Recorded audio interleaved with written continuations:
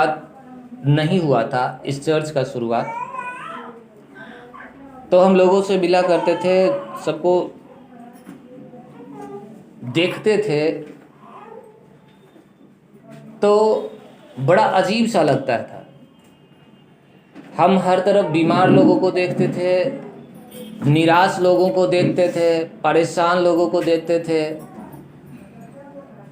जवानों को देखते थे जिनका कोई अगुआ नहीं है, जिनका कोई मार्गदर्शक नहीं है, चाहे वो बच्चे हों, जवान हों। आपको पता है, बिना एक सही मार्गदर्शक के आदमी का जीवन बर्बाद हो जाता है। जब तक एक व्यक्ति के ज़िंदगी में एक सही मार्गदर्शक, सुनिए ध्यान दीजिएगा, हम सिर्फ मार्गदर्शक नहीं कह रहे हैं, सिर्फ रास्ता, मार्गदर्शक का मतलब होता है रास्ता दिखाने वाला, उचित सलाह देने वाला, कि कब क्या किया जाना चाहिए, किस तरीके से करना चाहिए, इसको मार्गदर्शक कहते हैं। जो व्यक्ति, या फिर इसको कोच कहा जाता है, मेंटर कहा जाता है, बाइबल की भाषा में इसको पास्टर कहा जाता है। हालेलुया। तो जब एक व्यक्ति की ज़िंदगी में एक पास्टर नहीं होता है, एक मेंटर नहीं होता है, तो बहुत सारा गुण आपके अंदर होने पर भी, आपके अंदर बहुत सारा क्वालिटी होने पर भी, टैलेंट होने पर भी आपका ज़िंदगी बर्बाद हो जाता है। क्यों? क्योंकि आपके अंदर क्या टैलेंट है, आपके अंदर क्या गुण है, आपको तब तक पता नहीं चलेगा जब तक कि उस टैलेंट को कोई पहचान कर आपको ना बताए, जब तक आपके गुण को कोई पहचान कर आपको ना बताए, और उसमें आपको कैसे उसका इस्तेमाल करना है वो आपको ना बताए। हालेलुया। तो हम लोगों को देखा करते थे, बीमार देखा करते थे, दुखी देखा करते थे, दुष्ट आत्माओं से पीड़ित देखा करते थे, जवान लोगों को देखा करते थे कि उनका कोई मार्गदर्शक नहीं है, उनको क्या करना चाहिए, कौन सा पढ़ाई करना चाहिए, कौन से क्षेत्र में जाना चाहिए, कौन सा बिजनेस करना चाहिए, कौन सी नौकरी करनी चाहिए। परिवार के लोगों को पता नहीं कि कैसे परिवार चलाना है, कैसे अपने परिवार को स्थिर करना है। आज लोग बिजनेस में हैं, लेकिन उनके पास बुद्धि नहीं होता कि कैसे अपने बिजनेस को इस्टेब्लिश करना है, कैसे उसको ऊंचा करना है, कैसे उसको गिरने से बचाना है। शादी करने के बाद लोगों को नहीं पता होता है कि कैसे पति पत्नी मिलकर अपने परिवार को एक उदाहरण बनाएं, कैसे अपने बच्चों का पालन पोषण करें, किस प्रकार से हम करें कि हमारे बच्चे एक बेहतर मुकाम पर पहुंच सके। बस इच्छा सबके अंदर है, ध्यान दीजिएगा मेरा बात, इच्छा हर एक व्यक्ति के अंदर होता है कि मेरा बिजनेस ऐसा हो, मेरा परिवार ऐसा हो, मेरे बच्चे ऐसे हों, मैं ऐसा हो जाऊं। हर एक आदमी के अंदर इच्छा है, हर एक व्यक्ति चाहता है कि मेरा परिवार बेहतर हो, बेस्ट हो दूसरों से। लेकिन एक मार्गदर्शक के बिना, एक सलाह, सच्चे मार्गदर्शक के बिना, एक सही सलाहकार के बिना सारा सपना खत्म हो जाता है, बर्बाद हो जाता है। नहीं पता है कि क्या करना है, नहीं मालूम है कि कैसे करना है, कब करना है। और जब तक आपको पता है, मालूम नहीं होगा कि क्या करना है, क्यों करना है, कैसे करना है, क्या करेंगे तो क्या रिजल्ट आएगा, आप अंधकार में रहेंगे। ये बिल्कुल इस तरीके से हो जाएगा कि एक अंधा आदमी जिसको बोला गया है कि तुम यहाँ से निकलो और बाजार से 5 केजी आलू लेकर आओ, एक अंधे आदमी को, उसको मालूम है कि हमको बाजार जाना है और 5 केजी आलू लेकर आना है, लेकिन ये नहीं पता है कि हम किधर जाएं, हम दाएं जाएं कि हम बाएं जाएं कि हम सीधे जाएं। समझ में आ रहा है आपको? मालूम है कि क्या करना है, लेकिन कैसे करना है ये नहीं पता है। एक आदमी जब अपने गुणों को नहीं पहचान पाता है, अपने टैलेंट को नहीं पहचान पाता है, तो वो कभी भी ज़िंदगी में ऊंचा नहीं उठ सकता, कभी भी उसका परिवार बेहतर नहीं हो सकता। और संसार इसी में फंस कर बंधा हुआ है। हम जो कुछ भी आस पड़ोस के लोगों से सुनते हैं, गांव में सुनते हैं, अपने दोस्तों से सुनते हैं, अपने पड़ोसियों से सुनते हैं, हमारा दिमाग वैसे ही सोचने लगता है। हमारा दिमाग वैसे ही सोचने लगता है। अगर एक आदमी जो शराब नहीं पीता है, उनके पास 5 दोस्त हों जो शराबी हों, वो ऑटोमेटिक 5 महीने बाद शराब पीना शुरू कर देंगे। क्यों? संगति के कारण। क्योंकि वो वैसे ही लोगों के साथ रह रहे हैं, वैसे ही बातों को वो सुन रहे हैं, वैसे ही चीज़ों को वो करना शुरू कर देंगे। हालेलुया। तो हम जो आज बताना चाहते हैं, मेंटरशिप, एक अगुवापन। एक आदमी की ज़िंदगी में जब तक एक अगुवा नहीं होता है, तब तक वो आदमी परमेश्वर के भी बेस्ट आशीष में नहीं चल सकता, और ना ही वो आदमी अपने लिए कुछ बेहतर कर सकता है। हालेलुया। इसलिए परमेश्वर ने अपने लोगों के लिए पता है क्या ठहराया? परमेश्वर ने अपने लोगों के लिए एक अगुवा ठहराया। परमेश्वर ने अपनी प्रजा के लिए एक अगुवा ठहराया। शुरुआत से ही अगर आप बाइबल को अच्छे से पढ़ेंगे तो पता है, बाइबल कहती है कि परमेश्वर की इच्छा है कि वो अपने मन के अनुसार अपने लोगों पर एक अगुवा ठहराए, एक मार्गदर्शक, एक सलाहकार। और ये अगुवा दिखने में कैसा है ये महत्वपूर्ण नहीं है। वो अगुवा संसार के नजरिए से कितना बड़ा है ये महत्वपूर्ण नहीं है। परमेश्वर की ओर से जो अगुवा ठहराया जाता है, जो मार्गदर्शक ठहराया जाता है, जो प्रेरित ठहराया जाता है, जो भविष्यवक्ता ठहराया जाता है, जो पास्टर ठहराया जाता है, वो इस बात पर निर्भर नहीं होता कि उस व्यक्ति का कितना दोस्त है और कितने बड़े बड़े लोगों के साथ संपर्क है। इस बात से उसका मतलब नहीं होता है कि वो आदमी कितना संसार के नजरिए से प्रभावशाली है, बल्कि केवल एक बात से कि परमेश्वर के साथ उसका संबंध कैसा है। और बाइबल कहती है कि परमेश्वर अपने लोगों पर अपने मन के अनुसार अगुओं को ठहराता है, ताकि वे परमेश्वर की बुद्धि से और परमेश्वर के ज्ञान से परमेश्वर के लोगों का मार्गदर्शन कर सके। आमीन।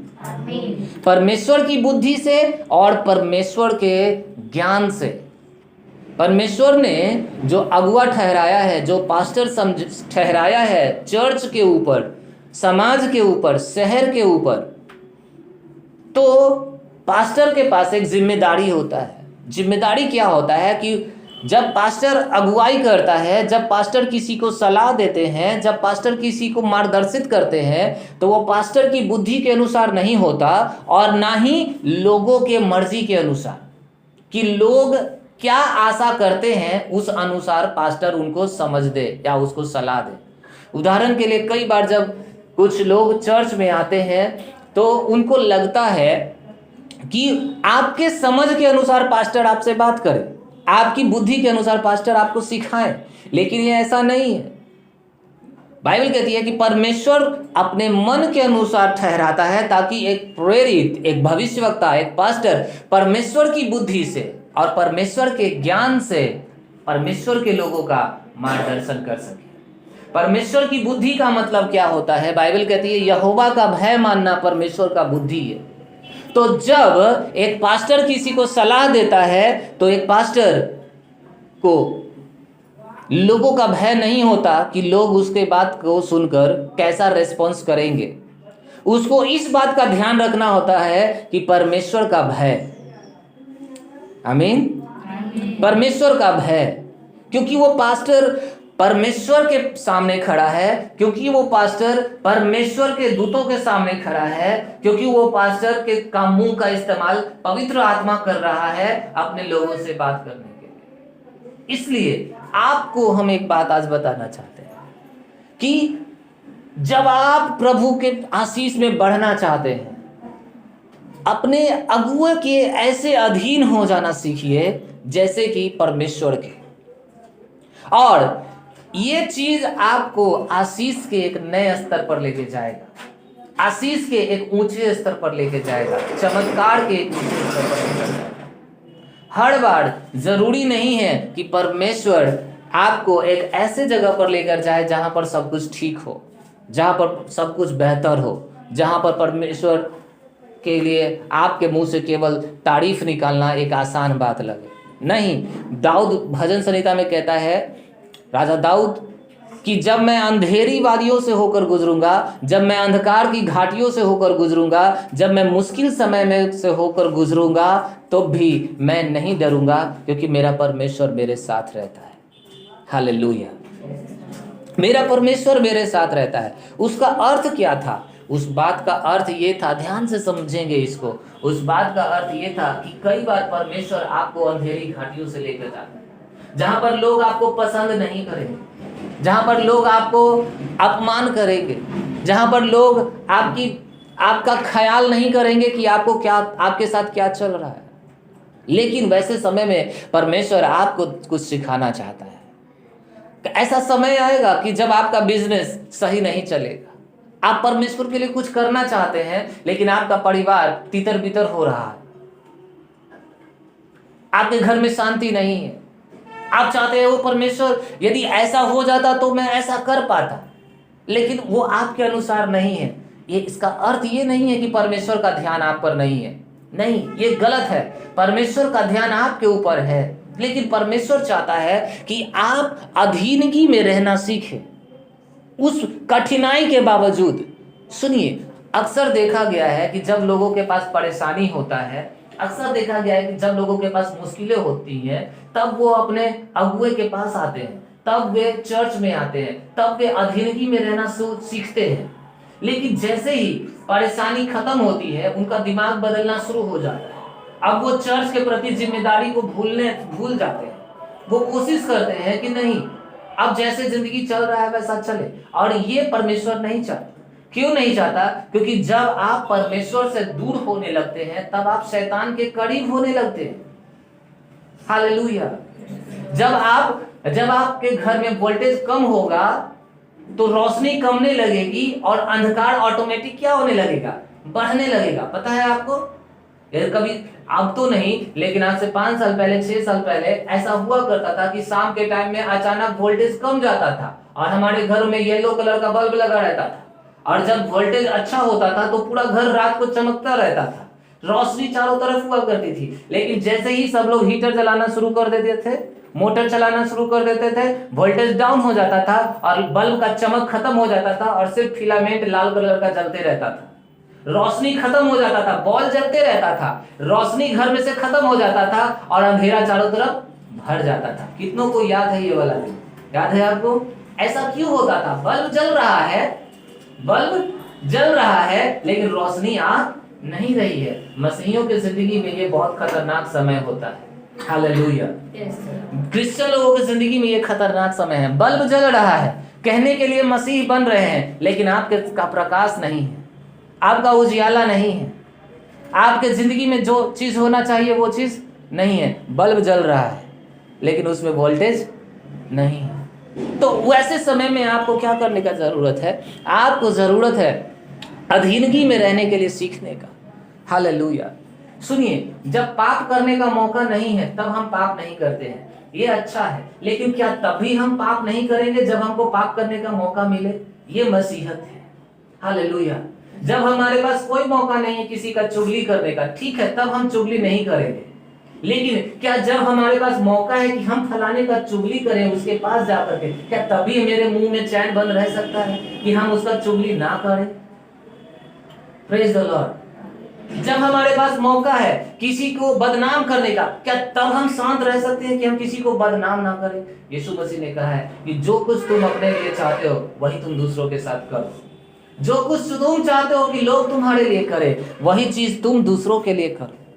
क्या आप चाहते हैं कि लोग आपकी चुगली करें? क्या आप चाहते हैं कि लोग आपकी बदनामी करें? क्या आप चाहते हैं कि लोग आपको ठगे? क्या आप चाहते हैं कि लोग आपका गलत तरीके से इस्तेमाल करें? वो चीजें आपको अपने जिंदगी में बंद करनी पड़ेगी। हालेलुया। समझ में आ रहा है? और बाइबल कहती है कि मेंटर, एक अगुआ का होना जरूरी है। और एक अगुआ केवल प्रेम करने के लिए नहीं होता है।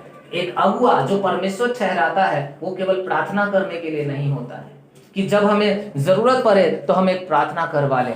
सही है, प्रार्थना करना जरूर काम है पास्टर लोगों का, प्रार्थना करना काम है प्रेरितों का, भविष्यवक्ताओं का, चर्च के सेवकों का काम है उनका, लेकिन उनका सबसे मेन काम आपको पता है क्या है?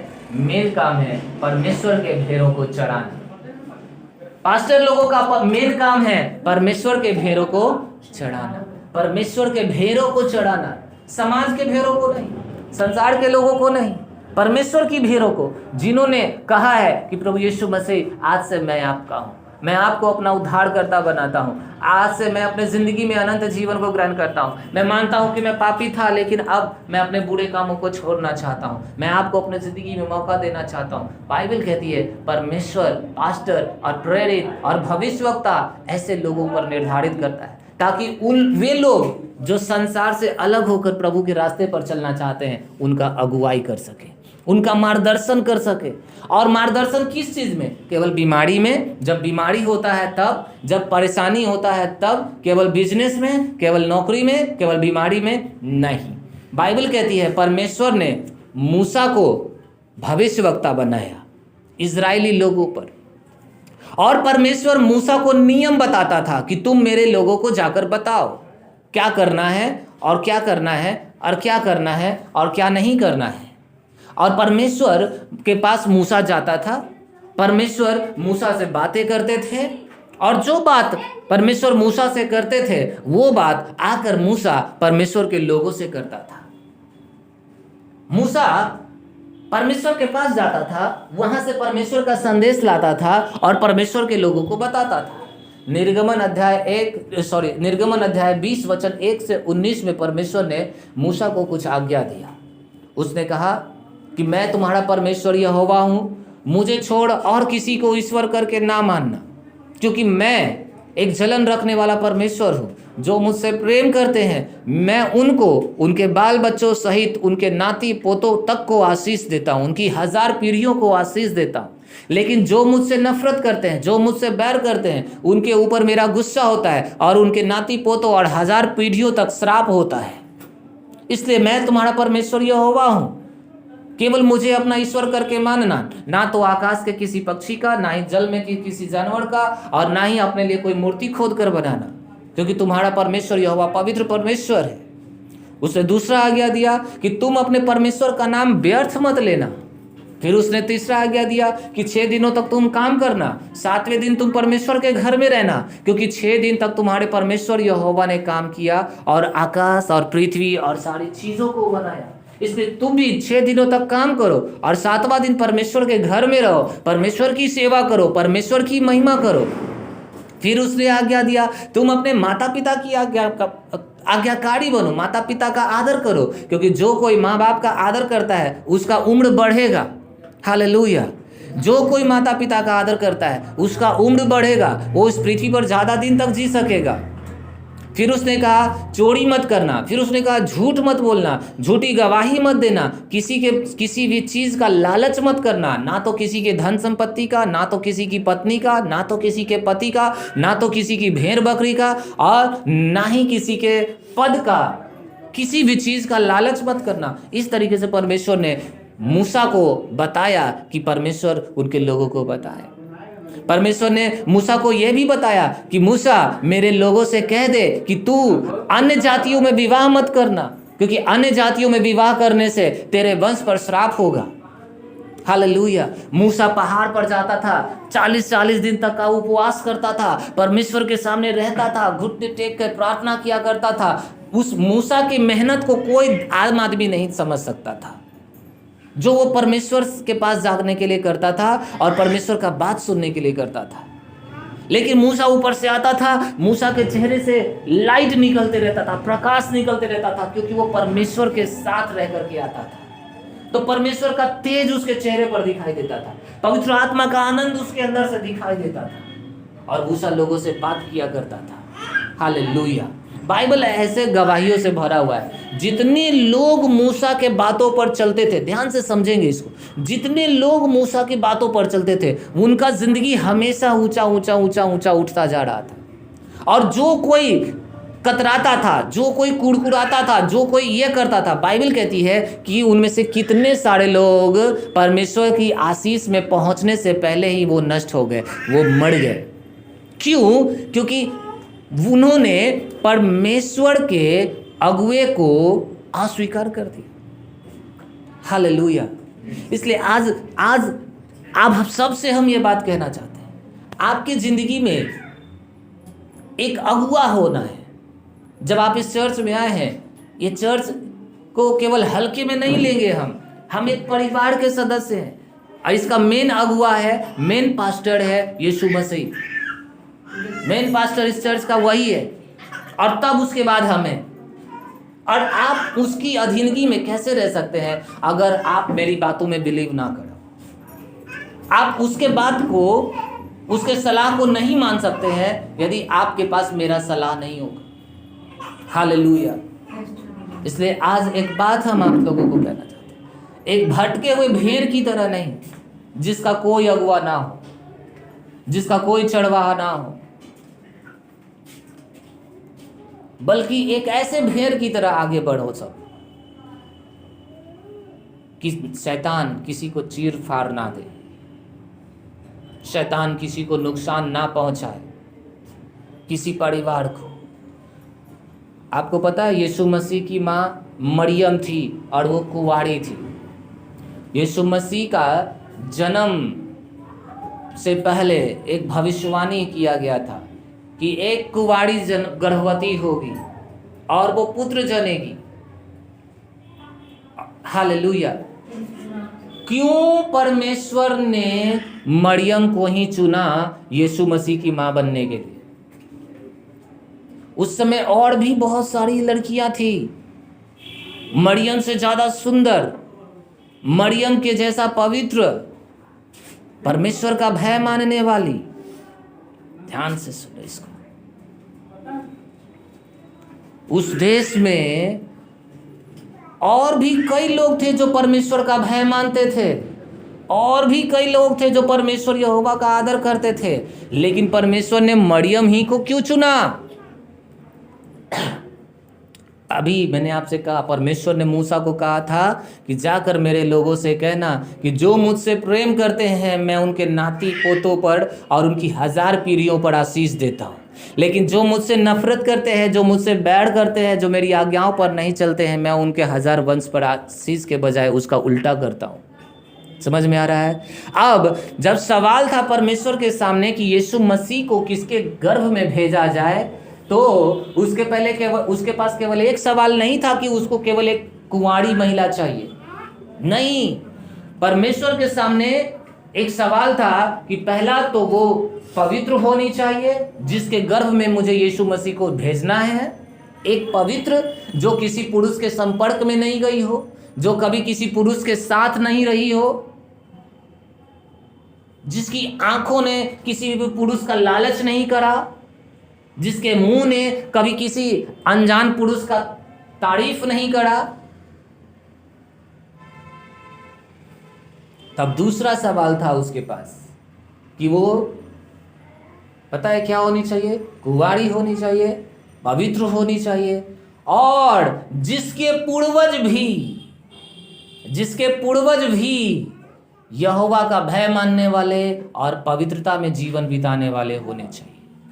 बाइबल कहती है कि यीशु मसीह का जन्म एक ऐसे वंश में हुआ, मरियम उसके सैकड़ों वंश पूर्वजों को देखा परमेश्वर ने, और जब परमेश्वर पूर्वजों को देखा तो पाया कि 1000 पीढ़ी, मरियम का दादा का दादा का दादा का सैकड़ों दादा के पहले का पीढ़ी को उसको देखा।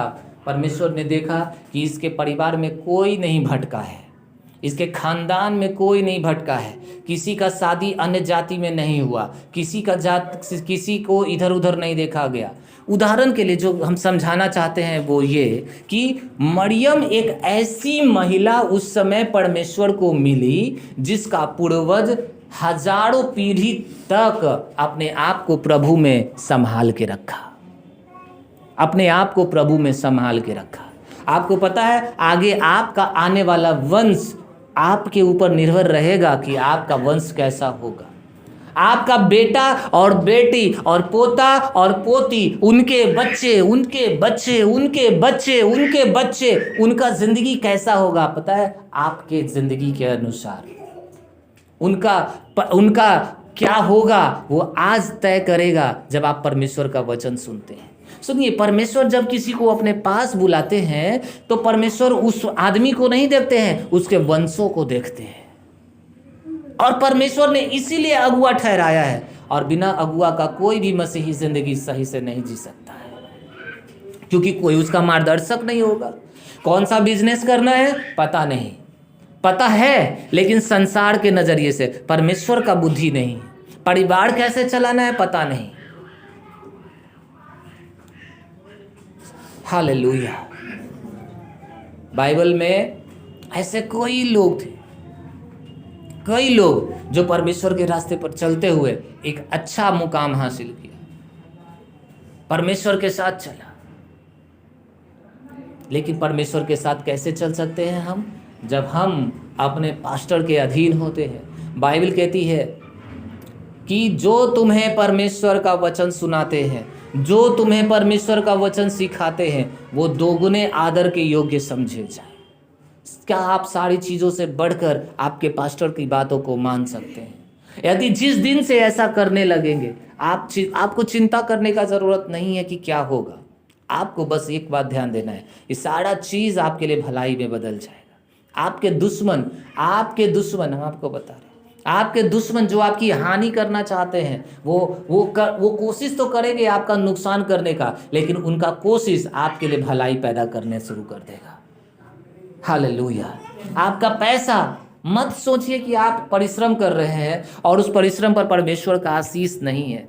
एक बार यीशु मसीह मार दिए गए, आप सबको पता है, और उनको दफना दिया गया। तो 3 दिन के बाद वो मरे हुए से जिंदा होना था उनको। तब सारे चेले लोग, यीशु मसीह का 12 चेला, उस समय 11 था, क्योंकि एक आत्महत्या कर लिया जो यीशु मसीह को पकड़वाया था। तो 11 चेला लोग घबरा गया कि अब मेरा क्या होगा, अब तो हमारा कोई अगुआ नहीं है, हमारे यीशु को तो सबने मार दिया। तो वो लोग सोचने लगा कि अब क्या करें, जीविका कैसे चलेगा, क्या होगा। तो सब लोग अपना अपना पुराना बिजनेस पकड़ने लगा, क्योंकि वो लोग मछुआरा था। तो वो लोग क्या हुआ, घबरा करके कि अब मेरा कोई अगुआ तो है नहीं, तब सब अपनी मर्जी से करने लगा। तो पतरस और 11 चेला, रात के समय मछुआरे लोग मछली मारा करते हैं, क्योंकि पानी शांत होता है और हलचल नहीं होता, आवाज़ नहीं होता, तो रात को वो लोग मछली मारते हैं और फिर सुबह में दिन में बेचा करते हैं। बाइबल कहती है कि रात भर वो लोग मछली मारा, रात भर वो लोग मछली मारा। वो लोग ट्रेंड था, बचपन से वो लोग वही बिजनेस करता आया था, उनको पता था कि अपना बिजनेस में सफल कैसे होना है। रात भर मछली मारा, बहुत कोशिश किया, लेकिन एक भी मछली नहीं मिला। रात से सुबह भोर हो गया और उन लोगों को एक भी मछली नहीं मिला। जब भोर हुआ तो वो लोग थक हार गया, उन लोगों का परिश्रम बेकार हो गया और उन लोगों का सारा टैलेंट, जो उनको लगता था कि हम बहुत एक्सपर्ट हैं, ये काम हम बहुत अच्छे से जानते हैं, इस काम को कैसे करना है, हम नहीं सर, आप जानते हैं हम 10 साल से इंजीनियर हैं, हम बहुत एक्सपर्ट हैं, हम 10 साल से डॉक्टर हैं, हम बहुत एक्सपर्ट हैं, हम इतना समय से ये कर रहे हैं, हम बहुत एक्सपर्ट हैं। लेकिन उनका एक्सपर्ट होना क्या हो गया, खत्म। यीशु मसीह सुबह में आया और वो लोग नाव पर थके हारे नाव को आगे ला रहे थे, क्योंकि उनको कुछ मछली नहीं मिला। यीशु उनसे पूछा, हे बच्चों, क्या तुम्हारे पास कुछ मछलियां हैं खाने को? क्योंकि सुबह हो गया है, रात भर तुम लोग मछली मारा। वो लोग मुंह बना के कहता है कि ये अब कौन आ गया। वो लोग पहचान नहीं पाया यीशु मसीह को, क्योंकि मरने के बाद यीशु मसीह का रूप बदल गया था। जब वो जिंदा हुए, 3 दिन के बाद जब वो जिंदा होकर के आए, वो पूछे, हे बच्चों, क्या तुम्हारे पास मछलियां हैं? वो सोचा कि कोई आदमी होगा अगल बगल में खरीदना चाहता होगा मछली। वो उस पर झल्ला करके कहता है, ना ना ना ना, कुछ भी नहीं है, रात भर हम लोग मछली मारे, कुछ नहीं मिला। तो उसमें से एक चेला था यूहन्ना, जो यीशु मसीह को दिल से बहुत ज़्यादा मानता था। उसको अंदर से महसूस हुआ कि अरे ये तो हमारा प्रभु है, ये तो यीशु है। समझ में आ रहा है? तो वो कहता है कि ये अरे ये तो यीशु हैं, चलो उनके पास चलो। तो कुछ आदमी विश्वास किया, 11 चेला में से कुछ को विश्वास हुआ कि अरे हाँ यीशु मसीह मरे वो में से जिंदा हो गया है, और कुछ को विश्वास नहीं हुआ। उसमें से एक का नाम था थॉमस। तो शुरुआत में सबको विश्वास नहीं होता था, लेकिन यूहन्ना दौड़ा, पतरस दौड़ा, सब दौड़ करके यीशु के पास गया, और यीशु मसीह बोलते हैं क्या बात है, कोई मछली नहीं मिला? तो पतरस कहता है कि नहीं, कोई मछली नहीं मिला, सारा मेहनत बेकार गया। तो कहता है कि जाओ, नाव को लेके जाओ थोड़ा गहराई में, और नाव के दाहिनी तरफ जाल डालना। तो पतरस कहता है कि प्रभु रात भर हम लोग कोशिश किए हैं, लेकिन एक भी मछली नहीं मिला। वो कहता है कि ठीक है, जाके देखो क्या होता है। वो कहता है ठीक है, आपके कहने पर जाते हैं। पतरस गया और बाइबल कहती है कि वो उसने जाल फेंका और 153 बड़ी बड़ी मछलियां पकड़ी। 153 बड़ी बड़ी मछलियां पकड़ी। हालेलुया। सुनिए, एक अगुआ, यीशु मसीह उनका क्या था? अगुआ था। उनका मेहनत काम नहीं आया पूरे जिंदगी भर। सुनिए, ऐसा ही होता है, आप पूरे जिंदगी भर परिश्रम कर सकते हैं, नहीं सर हम यही वाला काम करेंगे, हम यही करेंगे, हम बहुत जानते हैं सर, हम बहुत जानते हैं सर। लेकिन जिस दिन आप अगुए की बात को सुनेंगे, अगुओं की बात को मानेंगे, उस दिन से चमत्कार होना शुरू हो जाएगा, बड़ा तरक्की आना शुरू हो जाएगा, बड़ा सफलता आना शुरू हो जाएगा। ऐसा मछली पकड़ाएगा जिसका जो कल्पना से परे है, जाल पूरी तरीके से भर जाएगा। हालेलुया। आपके आशीष का जाल भरने वाला है, हम आपको बता रहे हैं। आपके आशीष का जाल, आपका बैंक खाता, आपका परिवार में शांति का जाल, तरक्की का जाल। लेकिन ये सब शुरू कहाँ से होगा? ये सब शुरू होगा अधीनगी से, नम्र बनने से, दीन बनने से। जब आपको एक काम दिया जाता है, तब क्या आप उस काम के लिए अधीन हैं? क्या आप उस काम के लिए दीन हैं? जब आपको एक काम दिया जाता है, जब आपको एक सलाह दिया जाता है। हमको याद है एक महिला, जब हम प्रभु में धीरे धीरे बढ़ रहे थे, तो एक हमारी विश्वासी खगौल से की दानापुर साइड से थी, और उसके बच्चे बड़े हो रहे थे, और वो लोग कहते थे शादी शादी शादी शादी शादी, कैसे होगा सर, कैसे होगा सर, कैसे होगा सर। पवित्र आत्मा हमसे बोला, इन लोगों को बोलो कि शादी का चिंता खत्म करें, और पहले एक अच्छा मसीही बने, अपने बच्चों को एक अच्छा मसीही बनाए, और फिर क्यों ये सब चीज़ें क्यों ज़रूरी है। तो परमेश्वर से हम पूछे कि परमेश्वर कैसे लोग मानेंगे? वो बोले कि केवल एक सवाल है, वो अपने बच्चों को कैसा देखना चाहते हैं, उदाहरण दो। तो मेरे पास एक उदाहरण था। उदाहरण ये था कि हम बहुत सारे ऐसे लोगों को जानते थे जो मसीह में नहीं थे, और आपको पता है लोग किस प्रकार से शादी करते हैं आज समाज में। बहन का पति बताया है एक अच्छा लड़का है, समझ में आ रहा है आपको? परिवार वाला दादा का भाई बताया है, तो फलाना बताए हैं, तो फलाना बताए हैं, तो फलाना बताए हैं, तो वो बताए हैं, वो अपना आदमी हथिन। अब फूफा बताए हैं एक अच्छा लड़का है, मौसी बताई है एक आपके बेटे के लिए एक अच्छी बहू है, हो सकती है। तो लोग आज शादी करते हैं कैसे पता है? लोगों का मुंह देखकर। अगर हम फलाना का बात ना मानेंगे तो वो हमसे नाराज हो जाएगा। तो हमारे पास बहुत सारा ऐसे लोगों का उदाहरण था जो अपने परिवार के लोगों का बात मान करके और सांसारिक नज़रिए से देखा, और अपने घर में एक बहू ले आया, तो कोई अपने घर में दामाद ले आया, उनके अनुसार जो परमेश्वर को नहीं जानते थे, उनके अनुसार जो प्रभु में विश्वास नहीं करते थे, उनके अनुसार जिनके अनुसार आँख से देखने से सब कुछ ठीक लगता था, लेकिन यहाँ पर मैल बैठा था, उन्होंने किया हुआ था सब कुछ। और हम उन लोगों को जानते थे कि वो परिवार 2 साल ठीक रहता था, 3 साल ठीक रहता था, बाकी चौथा साल से बहू अपना रंग दिखाने लगती थी। तो जो अपनी बेटी का शादी कराया था, तो दामाद अपना रंग दिखाने लगता था। इसको समझ लीजिए, दामाद अपना रंग दिखाने लगता था। 3-4 साल तक अच्छे से बेटी को रखा ससुराल में, और 5वें साल रंग दिखाने लगे। तो परमेश्वर ने मुझसे कहा कि ये सारे उदाहरण जो जिनका तुम मतलब एक्सपीरियंस किया है, लोगों को बताओ। तो हम उन सब लोगों को बता दिया करते थे, और उनसे केवल पूछा करते थे कि अब आपको तय करना है कि आप अपने बेटे के लिए क्या चाहते हैं, आप अपनी बेटी के लिए क्या चाहते हैं।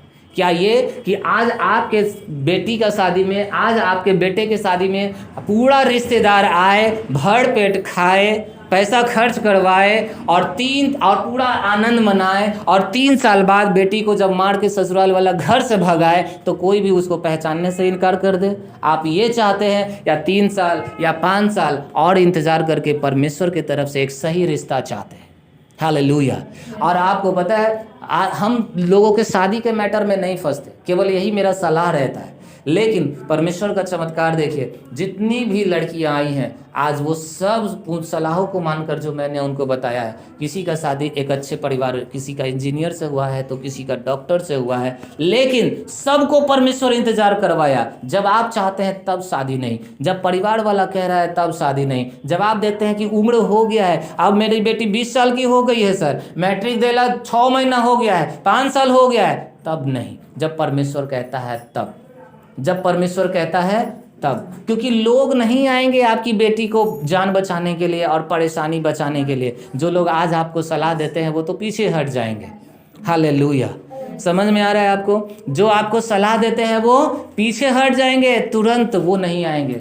चाहे आपका बेटा का शादी करना हो, चाहे बेटी का शादी करना हो, आपको पता है ये सब कुछ बाइबल में परमेश्वर ने दिया है। तो चर्च को पास्टर केवल प्रार्थना करने के लिए नहीं है, ध्यान से समझिएगा। परेशानी ये होता है कि हम पास्टर को याद करते हैं जब दुख होता है, बीमारी, दर्द और नौकरी नहीं है, पैसा नहीं है तब। लेकिन जिंदगी का जो महत्वपूर्ण निर्णय है, महत्वपूर्ण निर्णय का मतलब समझते हैं आप, कि उस निर्णय को लेने के बाद या तो आपका जीवन बन जाएगा या फिर आपका जीवन मिट जाएगा। उन तरीके का निर्णय लेने के लिए परमेश्वर ने निर्धारित किया है अगुआ। अगुआ, जब हम अगुआ की अधीनता में आते हैं तब, जब आपको पता है कई ऐसे लोग होंगे, सुनिए, हम सब के लिए प्रार्थना कर सकते हैं, लेकिन आपको पता है सबको आशीष नहीं मिलेगा मेरी प्रार्थना से। क्यों? क्योंकि हम सब के लिए पास्टर नहीं है। दुनिया में बहुत सारे पास्टर हैं, लेकिन सब लोगों से मुझे काम नहीं। अब परेशानी ये है, जैसे मेरे पास एक मोबाइल है और आपके पास भी एक मोबाइल है। अगर हमको आपसे बात करना हो तो मेरे मोबाइल में टावर होना चाहिए और आपके मोबाइल में टावर होना चाहिए, हाँ कि ना? अगर मेरे मोबाइल में नेटवर्क है लेकिन आपके मोबाइल में नेटवर्क नहीं है, कभी भी फोन पर बात हो पाएगा? नहीं।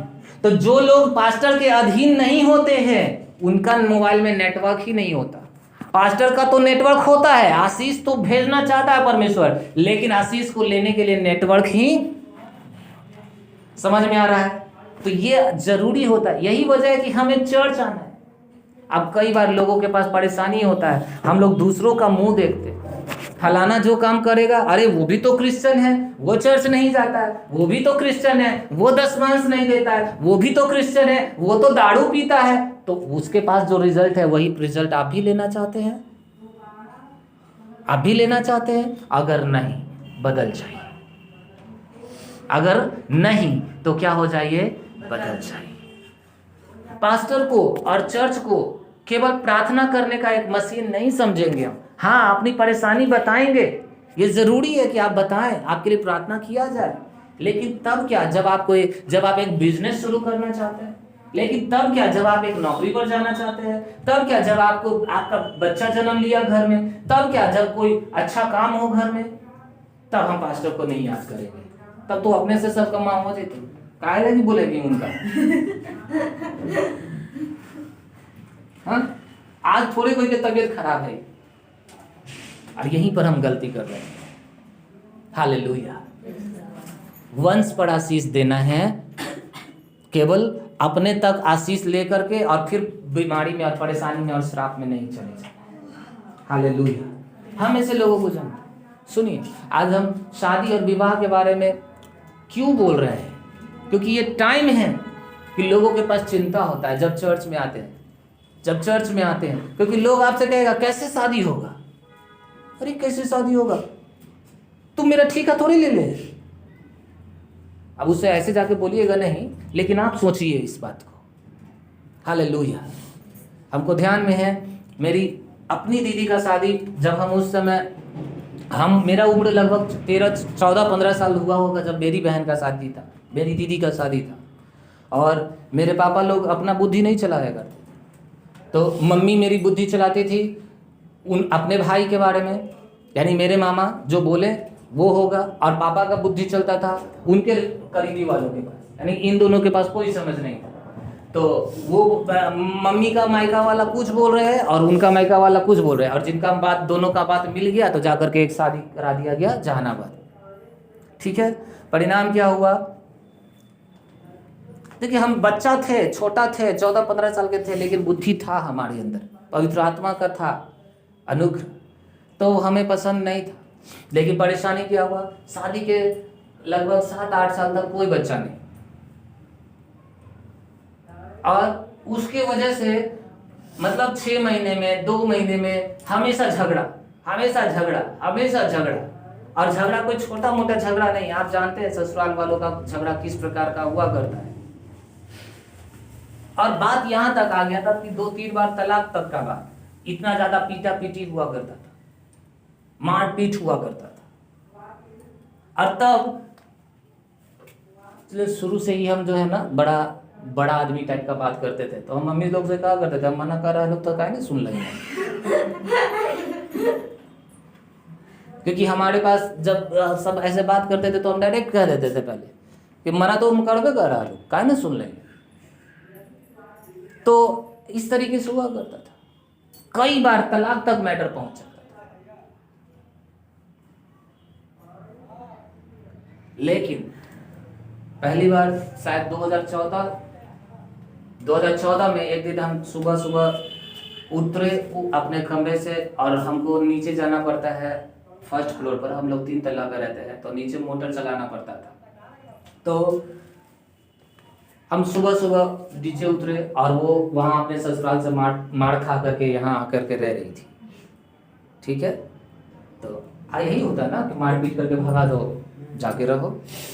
तो 6 महीना, साल भर तक, 2 साल तक, 3 साल तक यहाँ रहना होता था। फिर जाती थी, माइनेज होता था, कॉम्प्रोमाइज़ होता था, पुलिस थाना होता था, फिर जाती थी, फिर 2-3 महीना ठीक, फिर मार खा के आती थी, फिर वही सारा चीज़ ऐसे चलता था। तो उस टाइम वो यहाँ पर थी, और हम सुबह लगभग 5-6 बजे नीचे उतरे मोटर चलाने के लिए, तो मेरा नज़र उसके ऊपर पड़ा, और पता नहीं क्यों मेरे मुँह से पवित्र आत्मा ने कहा, उस समय हम पास्टर नहीं थे, एक विश्वासी के रूप में प्रभु पढ़ा रहा था, और हम मेरी दीदी से बोले, तो क्या चाहती हो?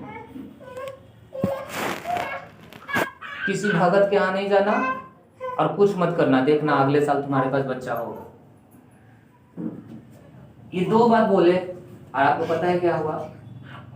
उसके पास अगले साल उसके पास एक बच्चा था। परमेश्वर 8 साल के बांझपन से उसको छुड़ाया, उसको हुआ बच्चा। Praise the Lord.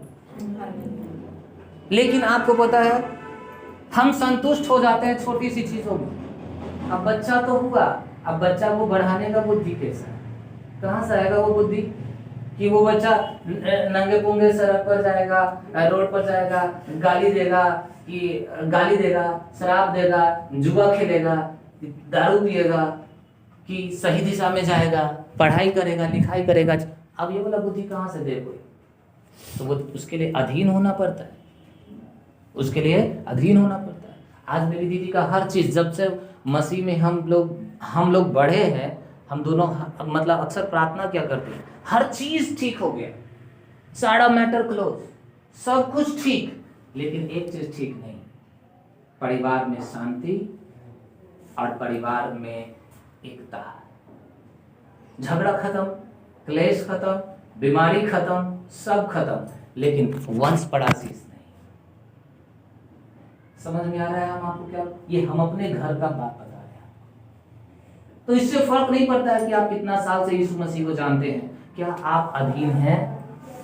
क्या जब सब लोग घूमने जाएंगे तब क्या आपके पास चर्च आने के लिए टाइम होगा? जब सब लोग पैसा कमाता है और अपना जेब भरता है, पैसा इनकम आता है तो अपने लिए कपड़ा खरीदता है, पैसा आता है तो अपने लिए साड़ी खरीदता है, तब क्या आपके पास जब पैसा आएगा सबसे पहले आप परमेश्वर के घर में देंगे कि परमेश्वर का काम हो जाए? आज जब लोग पैसा कमाते हैं तो सबसे पहले उनके पास पता है क्या होता है? एक बढ़िया सा बड़का को मोबाइल खरीदेंगे, अब मोबाइल वाला शौक पूरा हो जाएगा तो एक बढ़िया सा दीवार वाला टीवी खरीदेंगे। ऐसे ही सपना रहता है सबका। लेकिन किसी के पास ये सपना नहीं कि वो हम जब मेरे पास अब पैसा आएगा, अब हमको नौकरी लग गया, अब हमको बिजनेस चलने लगा, हम अब अपना दशमांश चर्च में देंगे, हम चर्च में जाकर के दरी खरीद करके देंगे, हम चर्च में जाकर के लाइट लगवा देंगे, हम चर्च में जाके पर्दा लगवा देंगे, हम चर्च में जाके झाड़ू लगा देंगे। नहीं, ओए अब तो हो ही गए, अब क्या लगी जमीन। उसके आगे का क्या, आपके वंश का क्या, समझा पा रहे हैं हम आपको? आपके वंश का क्या? शादी कर लिए, अब परिवार बनेगा कैसे? प्रेम रहेगा कैसे? एकता में चलेंगे कैसे? तो हम आज जो बताना चाहते हैं, बिना चरवाहे का भेड़ कभी भी सुरक्षित नहीं होता है।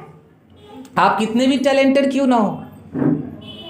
आपको पता है अमेरिका इतना शक्तिशाली देश कैसे है, जिसका आज सब लोग नाम लेता है अमेरिका। अमेरिका सब लोग चाहता है कि हम अमेरिका घूमें। क्यों है ऐसा? वहाँ पे सब लोग बाइबल पर विश्वास करता है, अगुओं पर विश्वास करता है। वहाँ का एक बहुत अच्छा पास्टर है, उनका नाम है जोएल ऑस्टिन। हम उनको हमेशा सुना करते थे। और पूरे अमेरिका में उनका चर्च के पास इतना बड़ा ज़मीन है जिसका कोई ठिकाना नहीं। केवल उनके चर्च में 5000 बस और कार पार्क होता है हर संडे। पार्क का मतलब वहाँ पर लगता है हर संडे। वहाँ के मंत्री, विधायक, इंजीनियर, डॉक्टर, वकील तक सब लोग जाते हैं उनके चर्च में हर संडे को। ऐसे करके पता है क्यों? ये सोच के नहीं कि हम वकील हैं, हमको परमेश्वर का क्या ज़रूरत है। ये सोच के नहीं हम तो विधायक हैं, हमको परमेश्वर का क्या ज़रूरत है। वहाँ का राष्ट्रपति तक संडे को चर्च में होता है। अब सोचिए कि उन लोगों के पास कितना काम होगा। और हमारे पास 2 परमेश्वर गाय दे देना, जाना हो पास्टर गइये में बड़ी व्यस्त रहा एक। लो, परमेश्वर का योजना है 20 देने का, आप 2 ही में व्यस्त होकर चर्च छोड़ दिए है ना। हालेलुया। कहाँ से वो कर पाएगा फिर? आप समझ पा रहे मेरा बात? आशीष के बाद आशीष है। अगर सारा आशीष परमेश्वर अभी आपको दिखा दे, आप अचंभित हो जाएंगे कि परमेश्वर क्या करना चाहता है। परमेश्वर आपका इज्जत बढ़ाना चाहता है, आपका मान बढ़ाना चाहता है, आपके दोस्तों में आपका मान बढ़ाना चाहता है। और ये सब तब होगा जब आप अधीन रहेंगे, चर्च का सिस्टम फॉलो करेंगे, पाप से दूर रहेंगे, अपवित्रता से दूर रहेंगे, गंदगी से दूर रहेंगे, दीन बनेंगे। आज मेरे साथ आपको पता, मेरा बहुत सारा दोस्त था, लेकिन हम ऐसे क्यों हैं? क्योंकि हमने चुना परमेश्वर के साथ रहना। हालेलुया। आपको चुनाव करना पड़ता है, आपको चुनाव करना पड़ेगा। आपको पता है ये लड़की जिसको आप यहाँ बैठे हुए देख रहे हैं, जब ये कुछ 6-7 महीना की थी, इसके पापा पटना रहा करते थे और इसका तबीयत खराब हो गया था और इसको सीना में पाइप लगाया गया था पानी निकालने के लिए इसके सीना से। कई महीने तक हॉस्पिटल में रह करके और रह रही थी और कुछ सुधार नहीं हो रहा था। तो हम अपने परिवार वालों पर गुस्सा ज़्यादा होते हैं। इसलिए गुस्सा ज़्यादा होता है क्योंकि बार बार समझाते हैं, समझते ही नहीं। सब ठीक हो जाता है फिर वैसे ही, ठीक हो जाता है फिर वैसे ही। हालेलुया। तो जब इसके साथ ऐसा हुआ और ये हॉस्पिटल में थी, इतनी सी छोटी सी, और हम दोनों को लगा कि क्या है ये सब चीज़। तो ये लोग पटना रहते थे, तो हम लोग मिलने नहीं जाते थे अक्सर। ये जाओ, जो हो रहा सो छोड़ो, बातें नहीं मानोगी तो हम क्या करें। आप जब किसी को सही रास्ता दिखाते हैं और वो आपकी बात ना माने तो आपको गुस्सा आएगा। जैसे आपके बच्चे आपकी बात ना माने, गुस्सा आएगा कि नहीं आएगा? वो गुस्सा आता था, छोड़ो हटो, हम इसको नहीं छूते थे। लेकिन एक बार हम लोग घूमने के लिए गए, देखने के लिए कि चलो घूमते हैं, देखते हैं क्या हाल है उसका। तो जब हम लोग गए तो इसको पकड़ा दिया गया मेरे हाथ में, ले ही बउआ, ले ही बउआ, ले ही बउआ। ले ही होगा। बोले कि ठीक है दो। लेकिन परमेश्वर का अनुग्रह था, कुछ ही दिन के बाद इसका रिकवरी होना शुरू हो गया और ये ठीक हो गया। बहुत सारा दुष्ट आत्मा, बहुत सारा ना पता क्या, इसको लिए, इसको तेल लगाए। तो हम प्रार्थना बहुत कम करते हैं चंगाई के लिए, क्योंकि मेरा ऐसा विश्वास है, यीशु मसीह क्या बोले, एक बार एक औरत 12 साल से लहू बहने की बीमारी से पीड़ित थी, वो गई और यीशु मसीह के कपड़े को छू ली और वो ठीक हो गई। एक बार एक बच्चा, उसकी माँ विधवा थी, अकेला बेटा था, वो मर गया और लोग अर्थी पर लेके जा रहे थे, यीशु गया और उसको छू लिया, मरा हुआ मुर्दा जिंदा हो गया। सुनिए, यीशु मसीह नहीं चाहता वो परमेश्वर हमको चंगा कर दीजिए, चंगा कर दीजिए, चंगा कर दीजिए। हमको पता है वो कितना प्रेम करने वाला परमेश्वर, उसकी मर्जी ही नहीं है कि हम निराश रहे। उसका एक छोटा सा स्पर्श काफी है हर चीज को बदलने के लिए। तो हम इसको गोद में लिए, हम प्रार्थना ना करें, हम इसको तेल लगा रहे थे, ये सब ठीक हो गया। ये सब जगह, सब में इतनी सी तो थी, इसको लेने में भी तकलीफ होता था, और आज सब ठीक है। हालेलुया, सब कुछ ठीक, इसको पता भी नहीं होगा। सुनिए, जब परमेश्वर आपसे कहता है वहां जाओ, तो वो आपकी भलाई के लिए है। जब परमेश्वर कहता है वहां मत जाओ, तो वो आपकी भलाई के लिए है। जो चीज आपको सामने से देखने में ठीक लग सकता है, हो सकता है परमेश्वर उसको देख रहा हो कि 2 साल बाद वो बुरा है, और वो आपको उसमें जाने से अभी मना कर सकता है। हालेलुया। उठाइए अपना हाथ और धन्यवाद कीजिए परमेश्वर का। सब लोग प्रार्थना